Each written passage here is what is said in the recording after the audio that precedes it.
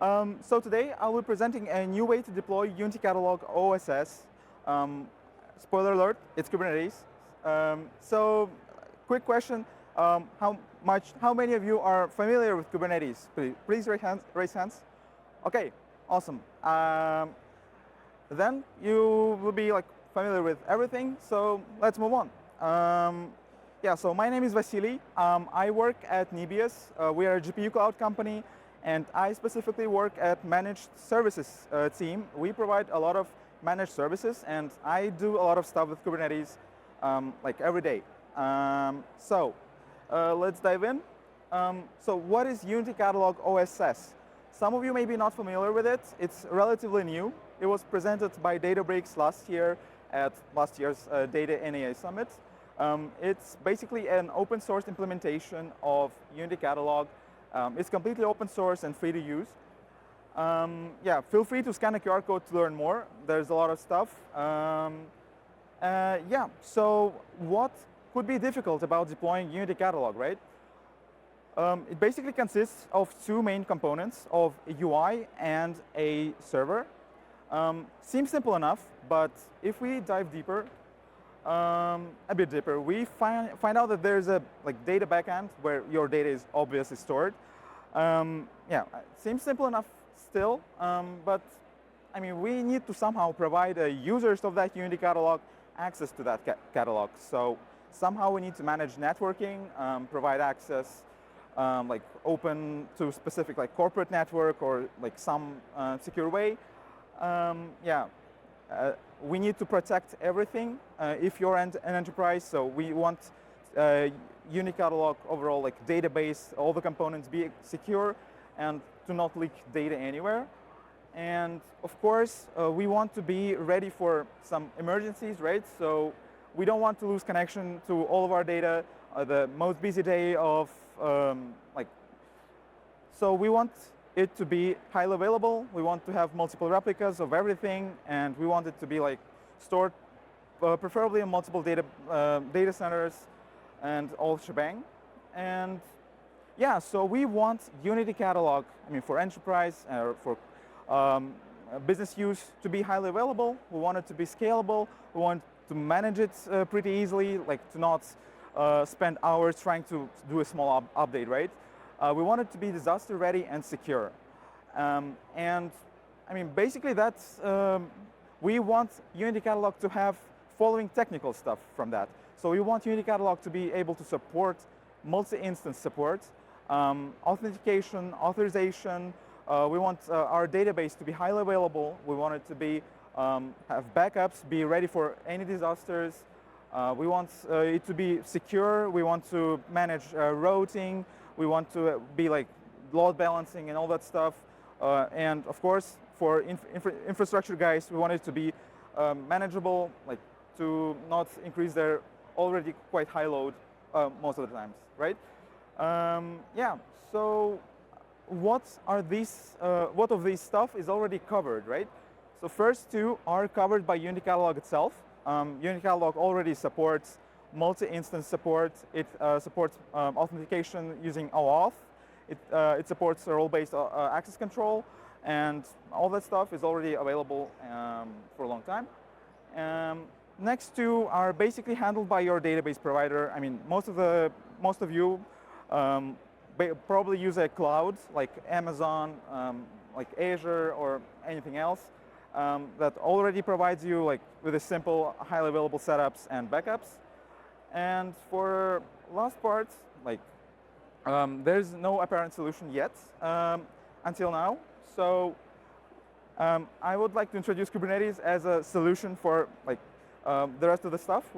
It will allow us to deploy it easily. It will allow us to configure networking and not really have a big issue with that, right? So why Kubernetes? Kubernetes is an industry standard. Most of the companies use it. Most of the cloud providers have an offering of their Kubernetes product. It's been around for years, so it's reliable and stable. And it has a huge ecosystem of various different extensions that allow you to do magic on Kubernetes cluster.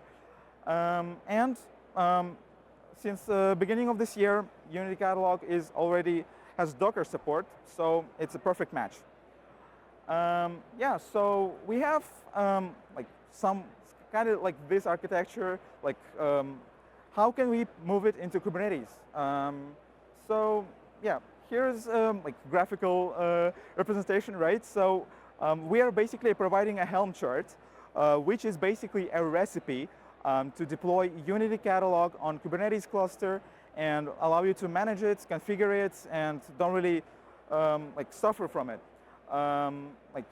It will sort out networking, it will sort out deployments, and like if, for example, one of the instances is gone because of a hardware issue on the like underlying cloud, it will just restart it and reschedule it on a different node. So that won't be a problem. It will be highly available. You can observe it, monitor it using like regular Kubernetes stuff. As I said before, it has a lot of ecosystem, and there's a lot of different options that you can go for. And yeah, database provider basically covers most of the stuff. Yeah, so actually from out of the box, Unity Catalog provides a file database. Probably if you have already opened Unity Catalog OSS, probably try to run it. It uses H2 database, but under the hood it uses Hibernate, so basically you can use any database, but out of the box it works perfectly with Postgres. So yeah, Helm chart allows you to either configure one instance with a files database or a multi-instance with Postgres. So what does Helm chart allow us to do? Of course, we have Unity Catalog on Kubernetes. That's itself like quite a big step, right? It provides us all-in-one solution. We get networking. We can configure security as we want. We have scaling. We have high availability. And one of the really important stuff, it is cloud-agnostic. So it will work on any cloud provider or even on-premise manually spun up Kubernetes cluster. So that is not an issue. And we've tried to make a Helm chart really configurable. So you can configure like how many UI or server instances you want. You may want to configure database, even more stuff. I mean, you can spun up sidecar containers and a lot of different stuff, like resources, all the Kubernetes stuff you can configure. And extra, you can configure security options. You can configure authentication right here. You can configure like Unity Catalog settings, various really deep security stuff. And yeah, so it is actually already merged into main branch. It's not yet available on some public registries yet. It will be fixed fixed soon, I hope. Yeah, so you can try it. Yeah, here's a QR code where you can dive in. And I would appreciate if you would contribute to that and make it better. Yeah, so what can we improve actually? Yeah, let's touch a bit of that. Yeah, so actually, yeah, so we want to bring a chart to public registries to allow even more people to just install it. We want improved security. We want Unity Catalog to be secure out of the box. So basically you install it, you get the like good enough secure settings. Right now there's, it's a first version, so there's of course hacky workarounds, but that will be fixed soon. Yeah, and user management on authentication, that's a Unity Catalog issue probably. I mean, that's what I had issues with, and I would be happy to contribute and improve that. Yeah, and of course, we discussed with the team, like, there could be a more exciting stuff actually with integrating with more cloud-native ecosystem, like more deeper integration with various Kubernetes native stuff. I won't say like specifically what they are, but there's a lot. I mean, it's exciting. So basically, you can dive in and join us, take a look. Yeah, so this basically concludes the part of presentation, and I would like to do a live demo. Yeah, let's take a look. Yeah, probably too small. Let's make it bigger. Yeah, so I have like cloned the repository, and we are basically ready to go. I have already spun up a Kubernetes cluster, and just want to like try and deploy Unity Catalog. Unity Catalog. I want to do it namespace UC, and I want to create a namespace if it doesn't exist. So hopefully it will work. Yeah, so it's started deploying. Yeah, let's take a look here. So yeah, we see instances spinning up. So this will be a single instance Unity Catalog that will have one server and one UI. There's a limitation of file-based data storage that you cannot basically share it between multiple instances. And even if you can, it won't be stable and good enough. Yeah, so it's going a bit slow. I hope it will spin up. Pulling image. So hang in there. Yeah, so I will tell a bit more about the Helm chart. It supports ingress and gateway API integration out of the box. So basically, if you're spinning up a more or less enterprise-like installation, you can basically use that to instantly get access to your Unity catalog, like integrate with external DNS, for example, to instantly get a DNS record that will already pop up the screen of, pop up the UI and go with it. Yeah, so we see that server has started. We can take a look at the logs. Yeah, so it started. We were waiting a bit for UI. It should take half a minute probably. We have some time. Yeah, so it's running. We can do port forwarding. And we should dive right in to the UI of Unity Catalog. Okay, starting up. So yeah, that's Unity Catalog UI.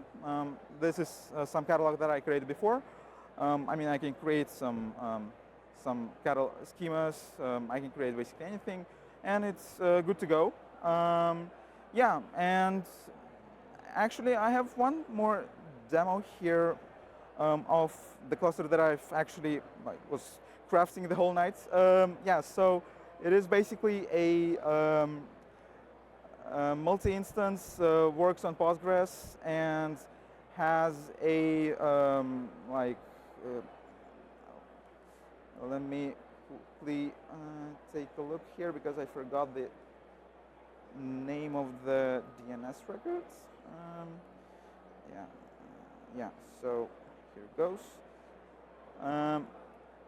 Yep, it has OAuth with Google. It has it has TLS, so it's secure connection. You can work on it. You can connect using your Unity Catalog CLI, and it uses our Helm chart with some integration with clouds. And yeah, it was not that difficult to do. And you just need to set up OAuth. You need to set up your S3 credentials. You just need to cook it up in one single values YAML, which we can take a look here. Yep, 1 second. Oh, no, that's wrong VS Code, sorry. Yeah, that should be it. Yeah, so values YAML. We have quite a big values file, but don't worry, it's quite documented. So if you open up in GitHub, you will see all the the fields, how to configure it, some examples, and you can configure it I did here. So I set up a connection to Google's cloud storage. I've made a credential secrets, and I reference it in here. I've made a Google OAuth as well, and also referencing it here. I mean, I'm setting up users, initial users here. I mean, that's a workaround, unfortunately. Yeah, so I'm configuring Postgres, credentials, and it all is done using Kubernetes secrets, so it is quite secure. You can configure, I mean, here I am dropping all the like security stuff, dropping Linux capabilities, running it as a user, like doing resource management. I mean, all that stuff is already available.